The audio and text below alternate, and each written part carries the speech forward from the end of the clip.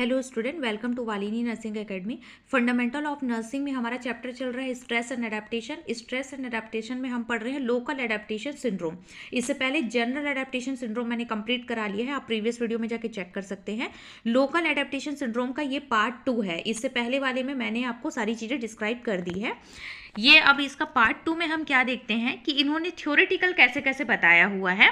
कौन? हमारा सेल्वी ने, ठीक है, सेल्वी थ्योरी के अकॉर्डिंग ये चीज बोल रहा है। तो सेल्वी ने बताया हुआ है कि Selye emphasized that stress is the non specific response common to the all stressor. मतलब क्या बोला है आपका, सेली ने बताया कि स्ट्रेस जो होता है वो एक नॉन स्पेसिफिक रिस्पॉन्स होता है और ये कॉमन होता है ऑल स्ट्रेसर के लिए। स्ट्रेसर मतलब ऑब्जेक्ट, मैंने आपको स्टार्टिंग क्लास में बता दिया है, आप जाके चेक कर सकते हैं कि जो जितने भी स्ट्रेसर्स होते हैं, मतलब जहां से वो चीज़ आपको आ रही है, जो ऑब्जेक्ट है, जिस चीज़ से आपको स्ट्रेस हो रहा है, वो कुछ स्पेसिफिक नहीं होते, वो कुछ कहीं से भी आ सकता है।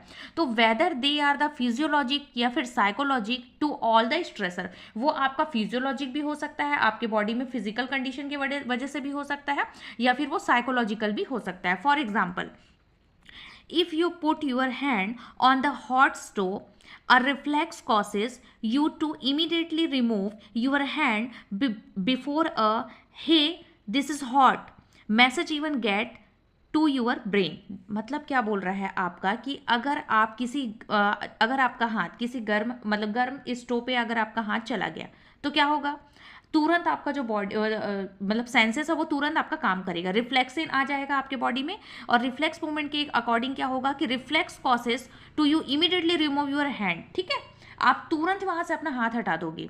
Before you hey this is hot, before मतलब आप ये बोलने से पहले कि ये गर्म है, किसी को ये बताने से पहले आप वहां से अपना हाथ तुरंत ही रिमूव कर लोगे, क्योंकि आपके ब्रेन में मैसेज सबसे पहले पहुंच चुका है, ठीक है। इनवॉलंटरी मूवमेंट होगा आपके बॉडी में और आप रिफ्लेक्सेस की वजह से तुरंत अपना हाथ वहां से हटा लोगे। तो जिससे क्या होगा, ये जो स्ट्रेसर जो है, जिससे आपको स्ट्रेस आया, मतलब आप वहां से हाथ तुरंत हटा लिए, ये कोई स्पेसिफिक नहीं था, ये नॉन स्पेसिफिक कंडीशन में था, इसलिए एग्जाम्पल दिया गया है। फिर बोल रहा है आपका फिजियोलॉजिक इंडिकेटर्स और स्ट्रेस। मतलब क्या बोला है आपका, pupils dilated to increase visual perception when serious threat to the body arise. मतलब क्या होता है, आप अगर आपके बॉडी में कुछ सीरियस कंडीशन में आ गया, आपकी बॉडी कुछ सीरियस थ्रेट से गुजर रही है, तो आपके प्यूपल्स ऑटोमेटिकली डायलेट हो जाएंगे। और क्या होगा, स्वेट प्रोडक्शन, जिसमें आएगा आपका diaphoresis increase to contact elevated body heat. मतलब क्या होगा, आपके बॉडी में क्या होगा, स्वेटिंग का प्रोडक्शन होने लगेगा जब आप बहुत ज़्यादा घबराते हैं तो, और जिससे आपके बॉडी का जो टेम्परेचर है वो एलिवेट होने लगेगा, बढ़ने लगेगा। ये होता है फिजियोलॉजिकल इंडिकेटर जब आप स्ट्रेस में होते हो। तो स्ट्रेस में होते हो तो आपके प्यूपल्स डायलेट होने लगते हैं, आपके बॉडी में हीट इंक्रीज होने लगती है, जिससे स्वेटिंग प्रोडक्शन होता है। और the heat rate and cardiac output increase to transport nutrient. मतलब क्या बोला है, आपके बॉडी में जो हीट रेट होगा और कार्डियक आउटपुट जो होगा वो क्या होगा, इंक्रीज होने लगेगा। क्यों इंक्रीज होने लगेगा कि आपके बॉडी में जो भी एनर्जी बची हुई है, जो भी न्यूट्रिएंट बचा हुआ, वो क्या होगा, ट्रांसपोर्ट होना स्टार्ट हो जाएगा आपके हर बॉडी ऑर्गन में, क्योंकि आपकी बॉडी ऑर्गन क्या हो रही है, एक्टिव होते जा रही है स्ट्रेस की वजह से। फिर आता है आपका द माउथ में बी ड्राई। आपका माउथ जो होगा वो क्या हो सकता है, ड्राई होने लगेगा।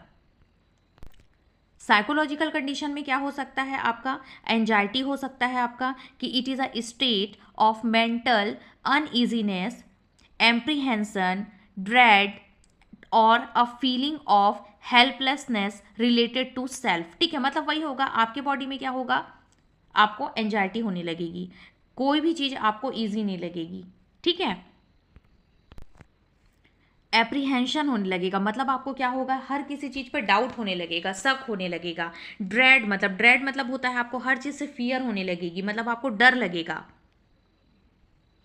फिर आता है आपका और feeling of helplessness related to self, अपने लिए हमेशा हेल्पलेसनेस फीलिंग लगेगा, मतलब मैं अकेले खुद कुछ नहीं कर सकता, हमेशा डिपेंडेंसी की फीलिंग आएगी। ये सब आपको एंजाइटी होगी जब आपके बॉडी में स्ट्रेस आएगा। फियर होगा, it is a emotions, fear तो आपको पता ही है कि ये एक इमोशंस है। Feeling of apprehension arose by the impeding और seeing dangerous and other perceive threat, मतलब वही बोल रहा है आपको किसी भी सिचुएशन से आपको डाउट होने लगेगा और आपको डर लगने लगेगा। एंगर में वही बोल रहा है कि इमोशनल स्टेट होता है consisting of subjective feeling of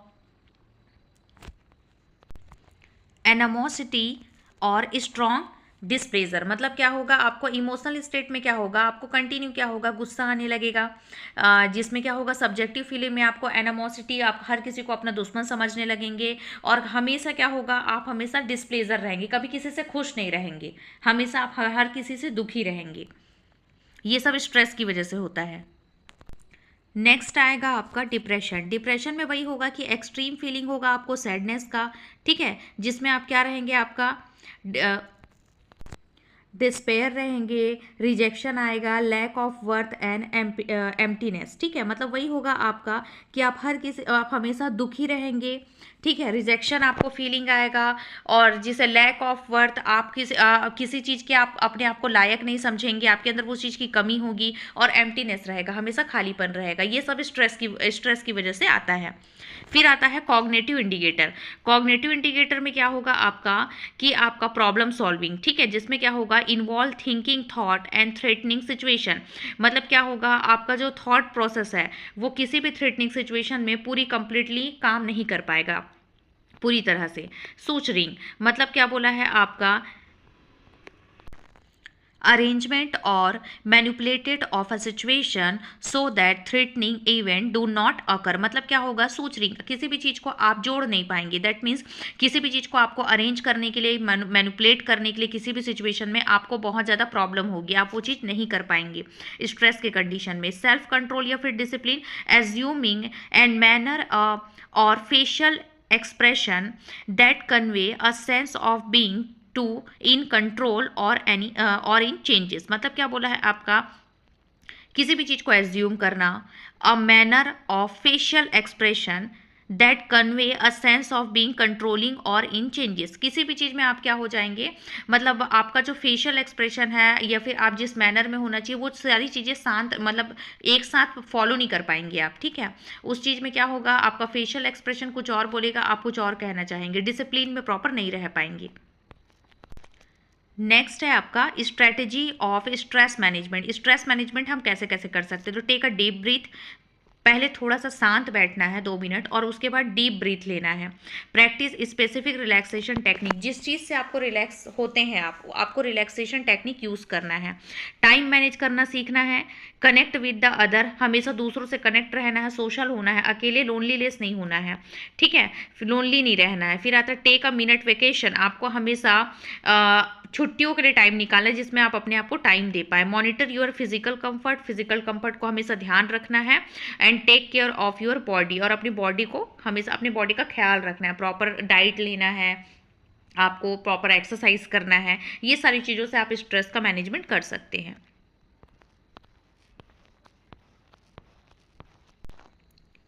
next है आपका role of nurse in stress management, ये मैं आपको नेक्स्ट क्लास में पढ़ाऊंगी। अगर कोई भी डाउट होता है तो आप मुझे कमेंट बॉक्स में पूछ सकते हैं, मैं रिप्लाई करूंगी। और अगर अभी तक आपने मेरे चैनल को लाइक नहीं किया है तो लाइक कर लीजिए, सब्सक्राइब कर लीजिए और बेल आइकन पर क्लिक कर लीजिए, जिससे जब भी मैं न्यू वीडियो अपलोड करूँ तो आपको नोटिफिकेशन आ जाए। Okay, thank you.